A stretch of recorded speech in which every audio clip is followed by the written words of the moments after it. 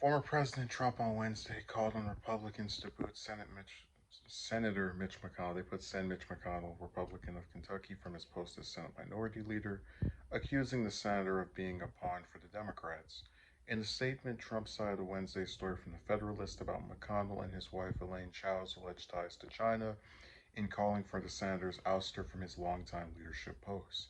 Mitch McConnell is not an opposition leader. He is a pawn for the Democrats to get whatever they want, Trump said in a statement. He is afraid of them and will not do what has to be done. A new Republican leader in the Senate should be picked immediately.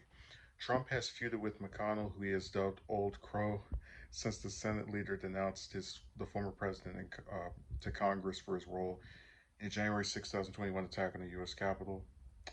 Over the weekend, the former president slammed McConnell for making remarks last week about candidate quality in reference to Republicans running for Senate, a number of whom were handpicked by Trump. McConnell has said the race for Senate control in November will be close. Trump also took a dig at Cho, his former transportation secretary, who resigned from office one day after the January 6th attack, calling her McConnell's crazy wife. In Wednesday's message, he called her Coco. Last week, Trump also called for Republicans to select a new Senate leader to boost his party's chance of retaking Congress in 2022. I think we're going to do very well, Trump said at the time. We need good leadership. Mitch McConnell's not done a great job. I think they should change Mitch McConnell. In Wednesday's statement, Trump accused McConnell of giving the radical left the trillions and trillions of dollars that they constantly demand and faulted him for failing to stop passage of the landmark tax, climate, and healthcare law, later known as the Inflation Reduction Act. In fact, Democrats have had to find routes around staunch Republican opposition for their major spending programs, such as passing the Inflation Reduction Act through the budget reconciliation process to avoid a filibuster, and President Biden using executive authority to forgive students' debt this week. So, McConnell has been the leader of the Republicans in the Senate since I was in fourth grade. It was like 2007. And I don't know how any person who is objective can look at his record from the perspective of a right winger, a conservative person, and think that he has not been an effective leader for his party in the upper chamber of Congress. I mean, this is a man who blocked Obama's Supreme Court nominee the year of a presidential election, and then when the same situation arose 4 years later, was completely fine with confirming one to the court within a couple of weeks, a month or so before the election took place. This is a man who has supported all of Trump's judicial nominees. Um, a guy who's blocked many of the Democrats' attempts to pass things, even though they have the House. While he was Senate Majority Leader, and even still as Minority Leader, he's found ways to circumvent things they want to see passed, whether this was by having a majority or now being half and half, but still being able to get things blocked by a refusal to get rid of the filibuster. These are this is a guy who, in my opinion, will go down in history as one of the most important senators of the 21st century. And if not of the whole century, because we're fairly early in it, admittedly, of at least of the early 21st century, um, one of the most important senators of the last 30 years, easily. He's just an extremely influential and effective lawmaker.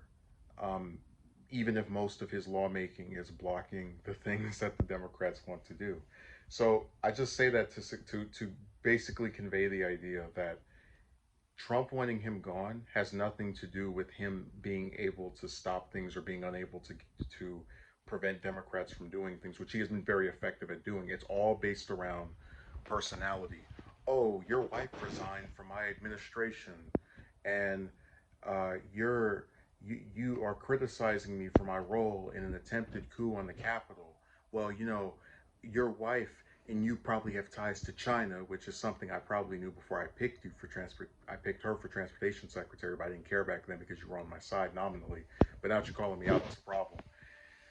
I don't think his words are going to mean anything. And like the thing about like we go back to Liz Cheney's situation, right, where she was booted after taking what people thought was a stand against Trump. But McConnell is very slick. He's savvy, even if he's not. He's like one of the most least popular politicians when we pull him statewide. He is a very smart man, and he knows that his next election, which is what 4 years away, um, is probably going to be one-handedly by him because the Democrats have no chance of winning in Kentucky. I'm just going to tell you like it is. Maybe in Georgia, but the rest of the South, besides maybe Texas, I wouldn't hold my breath. But he's going to run for another term, right, in 4 years. And even if Trump is able to get someone to primary him, I don't think they're going to be able to do it. This isn't the guy who's been a congressman for a few years, but a man who's been in the Senate for almost 40 years, who's been the leader in the Senate for the Republicans for what, 15 years? Um, it would be really foolish for them to get rid of him. So I'm no fan of McConnell. I have to always restate that because people like to pretend when you give people some objective praise for their intellect that you're somehow taking their side. All I'm getting at is this is another example of personality mattering more than the actual issues. McConnell has enthusiastically supported and endorsed pretty much every single position that Trump has had since he took office. Um, and he'll go after him for like saying something profane, whatever. But the bottom line is you've got a guy who has these people, whether it's Cheney or McConnell, that are hand in hand with him, issue by issue, right? In McConnell's case, he even play a leading role in him passing his stuff in the Senate. And because they don't demonstrate what he feels is sufficient loyalty, he's fine with booting them.